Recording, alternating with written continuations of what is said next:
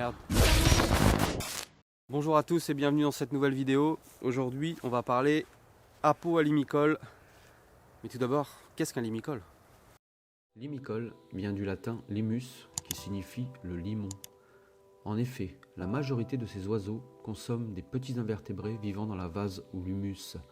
Ils possèdent une longueur de bec variable qui permet à différentes espèces de se nourrir dans le même milieu, tout en évitant la concurrence sur les mollusques recherchés. Dans le monde, on dénombre 216 espèces de limicoles et seules quelques-unes sont chassables.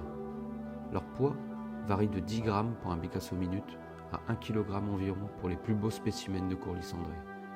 La plupart fréquentent les zones humides de l'intérieur des terres et les rivages marins. Dans cette vidéo, nous allons voir ensemble comment utiliser l'apo à limicole à concevoir soi-même, dont le tutoriel est disponible sur ma chaîne. Je vous invite vraiment à voir cette vidéo avant de continuer avec celle-ci. C'est un apo très facile à utiliser qui dispose d'un bon son mais surtout d'une très grosse portée. Nous l'utilisons sur les 3 espèces que sont le pluvier argenté, l'huîtrier-pie et le courlis corlieux. On va commencer avec le pluvier argenté. Alors, c'est un oiseau que j'adore. On va dire qu'il y a 2 types de pluviers. Il y a l'arrivage, donc ce sont souvent des oiseaux très curieux qui n'hésitent pas à se mêler à d'autres bécasseaux. Ils sont en groupe, parfois des groupes très importants et ils viennent assez bien à la peau. Puis il y a ceux qui sont sur zone depuis un petit moment, qui se sont un petit peu sédentarisés parce qu'ils ont tout ce qu'il leur faut, la nourriture est abondante et les conditions climatiques ne les poussent pas à descendre davantage. Donc ces oiseaux-là par contre, j'ai envie de dire, ils vont être beaucoup plus difficiles à leurrer. C'est des oiseaux qui sont souvent solitaires ou par petits groupes.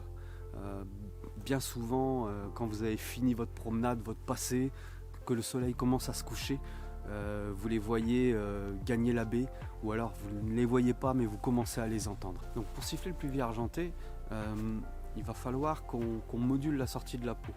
Parce que le pluvier, il fait 2 tonalités dans son son. Si vous écoutez bien, il y a 2 tonalités.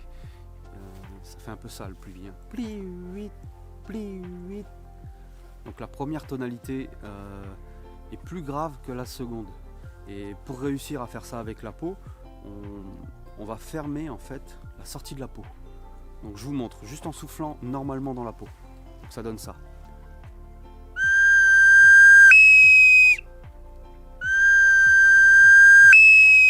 Vous entendez bien, il y a 2 sons différents. Et maintenant, l'idée, ça va être de les enchaîner de façon à rendre le son le plus fidèle possible.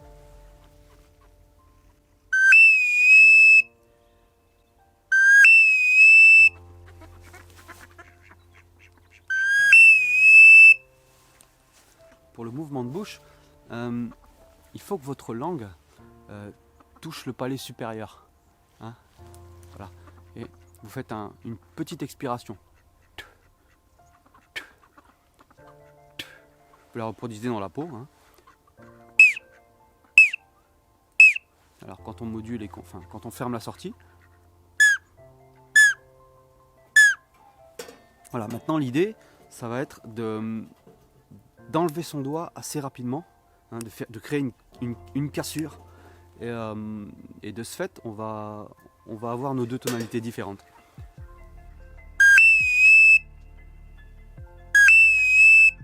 Bien sûr, la deuxième sonorité, il va falloir l'accompagner. Et ça, il suffit juste de donner une puissance modulable dans la peau. Je ne sais pas si je me fais bien comprendre. Un peu comme si vous voyez, vous soufflez et vous réduisez tout doucement.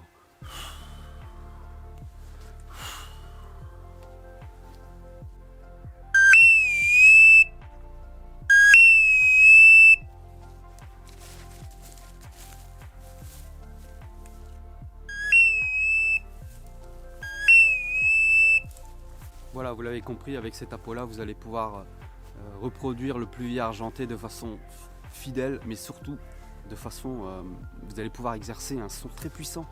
Donc vous allez pouvoir appeler un pluvier argenté qui est situé à une distance assez lointaine de vous.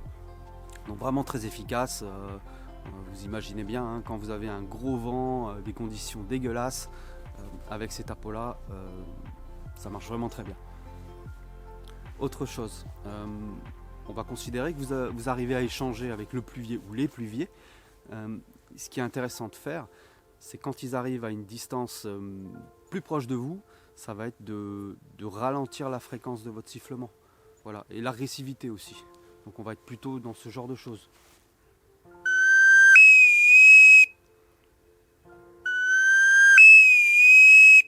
Voilà, parce que le fait de ralentir la fréquence et de ralentir la puissance, eh bien, ça va les rassurer en fait.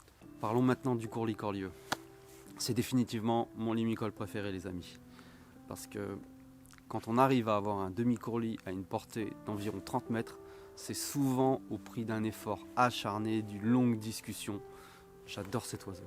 Le courlis-corlieux, c'est un grand migrateur.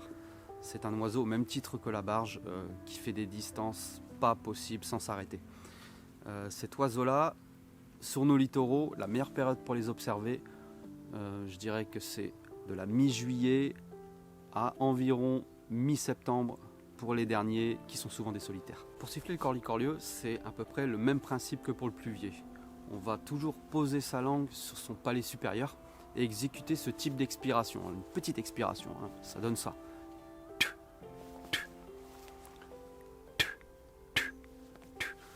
Sauf qu'on va faire un petit peu le bruit d'une mitraillette, vous voyez, un peu comme ça. Et dans la peau, ça donne ça.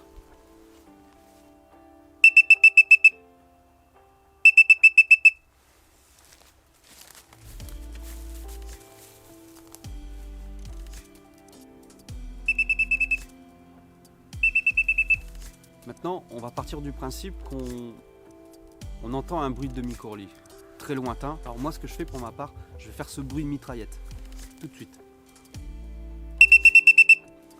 Plusieurs coups.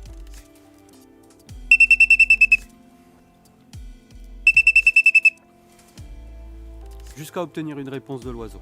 Voilà. Quand j'obtiens une réponse de l'oiseau, je répète et ainsi de suite. Bien souvent, c'est des oiseaux qui, même s'ils ne vont pas se dévier vers vous, ils vont vous répondre. Voilà. Et si j'ai la chance d'avoir un oiseau qui se rapproche, là je vais commencer à moduler la sortie de la peau pour avoir un son plus fidèle. Donc, moduler, c'est-à-dire tout simplement le boucher et le déboucher progressivement. Voilà. En faisant ça, en fait, vous allez avoir un son grave qui va partir vers les aigus. Et du coup, bien évidemment, vous avez un son qui est plus fidèle, un meilleur son tout simplement.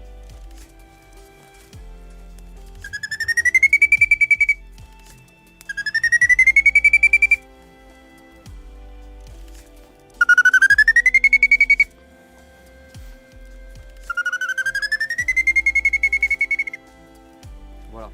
Alors, si vous parvenez à avoir un demi-courlis qui se rapproche de vous, on va dire dans un rayon de 50 à 100 mètres, ce que je vous souhaite d'ailleurs, chose pas très difficile, vous verrez, avec l'entraînement, il va falloir que vous ralentissez la fréquence. Ça veut dire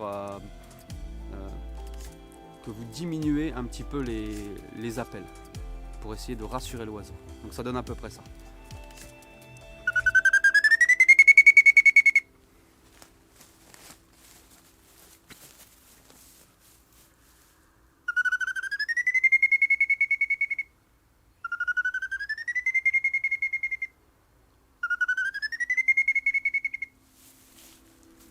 Alors voilà les amis, rien de très compliqué là-dedans, hein. C'est la peau qui fait tout finalement, ce qu'on fait derrière c'est relativement simple. Là où il ne faut pas se tromper, c'est quand on fabrique la peau. Une fois que vous avez la bonne sonorité, avec de l'acrylique comme ça ne va pas bouger, c'est pas comme des appos à col vert ou à d'autres oiseaux où vous allez devoir constamment nettoyer la languette, voire la changer, voire la re-régler. Avec cet appôt-ci, une fois qu'il est en place, c'est à vie.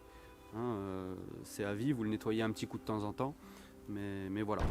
Et on arrive sur la pie de mer ou l'huîtrier-pie. C'est probablement l'oiseau qu'on apprend à siffler en premier car c'est celui qui est le plus en nombre sur nos littoraux. Ici en baie du Mont-Saint-Michel, on a une très grosse proportion de pies de mer et je pense que pour une bonne partie d'entre elles, elles vont terminer leur migration ici puisque le biotope leur correspond totalement. Je pense qu'il y a aussi énormément de sujets qui sont sédentarisés à l'année, qui ne bougent même plus. C'est un oiseau qu'on va voir principalement sur l'estran. Il va suivre le fil de l'eau. C'est un oiseau qui apprécie être en bande. Ici on a des bandes très concentrées, vraiment des très grosses bandes d'oiseaux. C'est aussi un oiseau qui a de la mémoire, j'ai envie de dire, qui devient très méfiant. On a l'impression que dans une bande d'Utriépie, chacun a son rôle à jouer, parce que plus ils sont nombreux et plus c'est difficile de les faire venir. Pour le sifflement, c'est pas très compliqué, c'est toujours le même principe. Vous allez faire cette petite expiration avec votre langue sur le bord de votre palais supérieur, donc toujours la même chose. Sauf que là, vous allez boucher la sortie de la peau et un coup sur deux, vous allez ouvrir. Ça donne ça.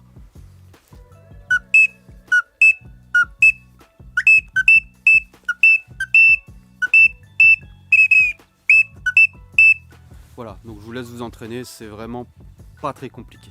Je vous disais que la pie, c'était un oiseau qui était assez méfiant, et notamment sur les zones où elles sont sédentarisées.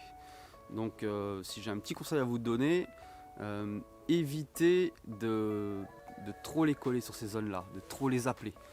L'idée, ça va vraiment être de tenter de dévier leur vol sur vous. Et quand vous voyez qu'elles ont pris votre direction, vous arrêtez. Vous recommencez uniquement si jamais le vol se dévie. Et c'est toujours la même idée qu'avec les autres limicoles. Si vous les voyez rentrer dans un périmètre plus court, on va essayer de faire des sons un petit peu moins agressifs. Donc voilà, on va moins insister et on va réduire la puissance. Voilà les amis, j'espère que cette vidéo vous a plu. L'idée c'était vraiment d'apporter un plus aux débutants avec cet appôt qui ne vous coûtera quasiment rien. C'est un appôt à vie. Pour moi il fonctionne plutôt bien. Mais voilà, je ne dispose pas de la formule magique, restons humbles face à la nature. N'hésitez pas à vous abonner et mettre un pouce bleu, ça ferait vraiment plaisir, ça aiderait vraiment la chaîne. Sur ce, amis pêcheurs, chasseurs, promeneurs, je vous souhaite un bon déconfinement, prenez soin de vous et à bientôt dans une nouvelle vidéo.